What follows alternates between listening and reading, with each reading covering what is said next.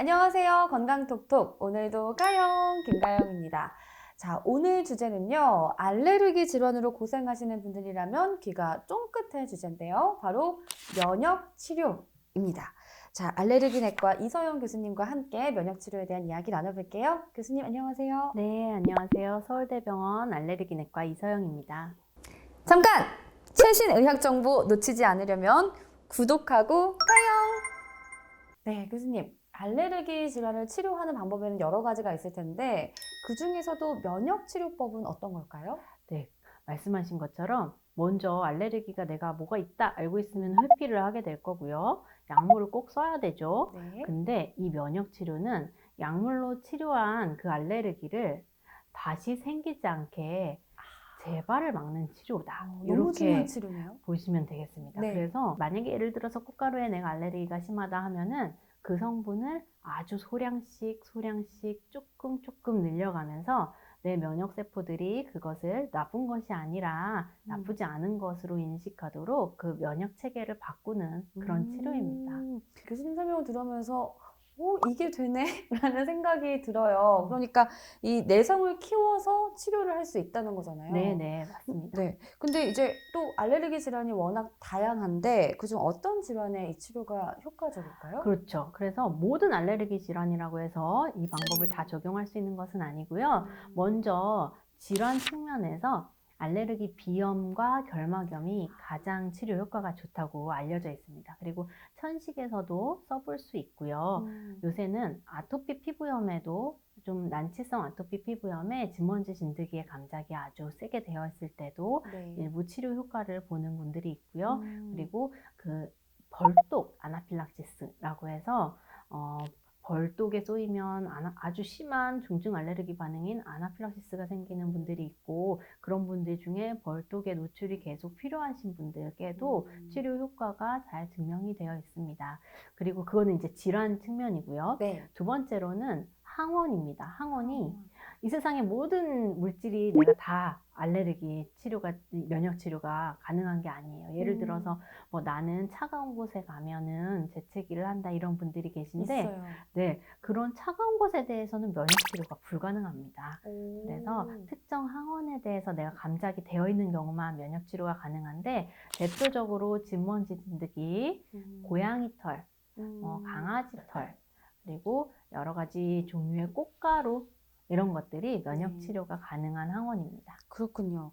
그럼 만약에 면역 치료를 받게 된다면 치료 과정은 어떻게 될까요? 네, 이제 면역 치료를 하고 싶다 이렇게 해서 병원을 방문해 주시는 분들이 많은데, 네. 우선은 내가 어떤 항원에 대해서 알레르기가 있는지, 감작이 되어 있는지를 확인하기 위해서 피부 반응 검사 또는 혈액을 통한 알레르기 반응 검사를 시행을 하고요.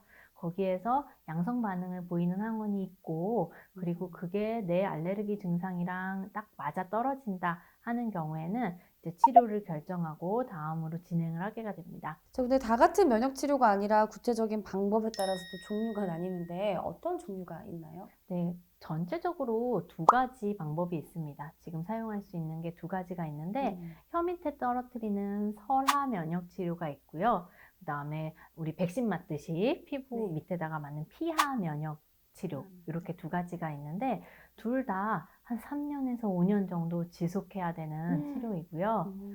피하 면역 같은 경우에는 초기에는 12번은 일주일에 한 번씩 주일에 치료를 하고, 그다음에 12번이 끝나 한 3개월이 지나면 한 달에 한 번씩 주사를 맞으러 병원에 오셔야 되고요.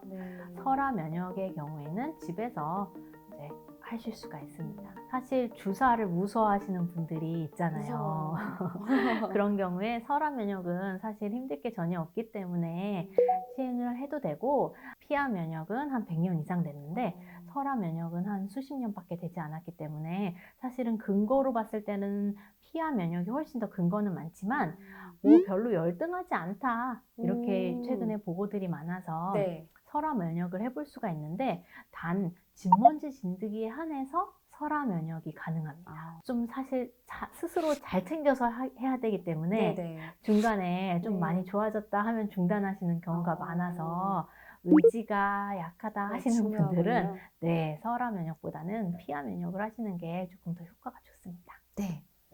자, 근데 또 치료를 위해서 사실 알레르기 항원에 노출이 돼야 되잖아요. 네. 또 그 부분에 대해서 좀 우려가 되는 분들도 많이 계실 것 네. 같은데 부작용은 없을까요? 네, 당연히 나한테 과민 반응이 있는 물질이기 때문에 음. 나한테 다시 노출이 되었을 때 알레르기 반응이 있을 수가 있는데요. 근데 중증의 알레르기 반응은 굉장히 드물고 거의 보고되지 않습니다. 최근에 거의 뭐 그것 때문에 아주 심한 알레르기 반응 때문에 위험해지는 경우는 없고, 설암 면역 같은 경우는 이게 국소적으로 혀 밑이 좀 붓는다든지 입술이 붓는다든지 입주위가 좀 가렵다든지 이런 증상이 있을 수가 있고, 피하 면역 같은 경우는 주사한 부위가 가렵거나 좀 따끔거리거나 붓는 증상이 며칠 지속될 수가 있는데, 그 경우는 위험한 사인은 아니고 정상적인 반응이기 때문에 좀 알레르기 약을 며칠 투여하면서 지켜볼 수 있는 정도라서 크게 걱정은 안 하셔도 됩니다. 힘들게 치료를 받고 나면 환자분들이 가장 걱정하시는 게 재발이거든요. 네. 이렇게 좀 면역 치료를 받게 되면 완치가 될 수 있는 걸까요?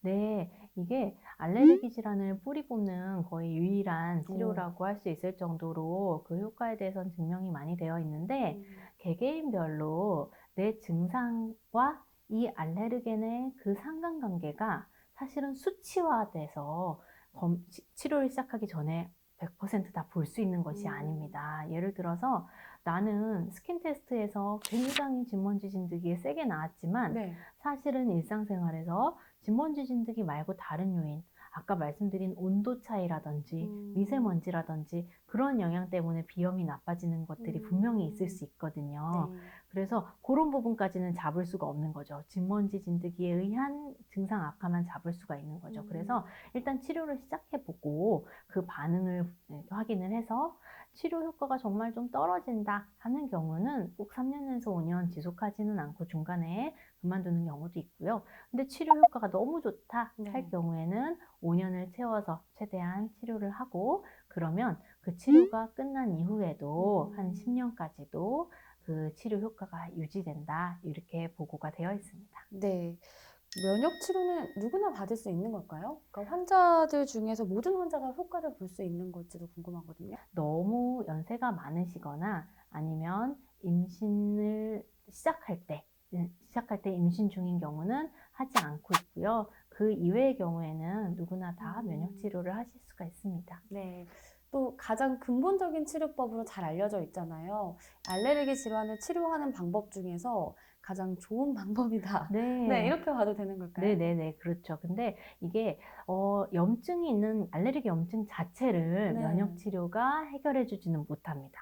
그래서 내가 증상이 지금 막 있는 상태, 그때는 반드시 약물 치료를 해줘야 되고요.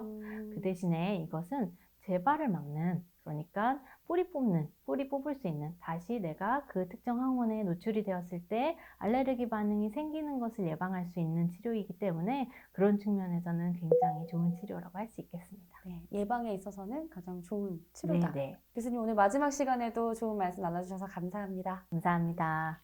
네, 저희가 3주에 걸쳐서 알레르기 질환에 대해서 관련된 내용을 나눠봤는데요. 무엇보다 병원을 방문해서 자신의 상태를 잘 점검하고 또 올바른 치료를 받는 게 중요하다라는 생각이 듭니다. 자, 여러분 이 점 꼭 기억하시면서 저는 여기서 인사드리도록 할게요. 그만 가영이는 까영!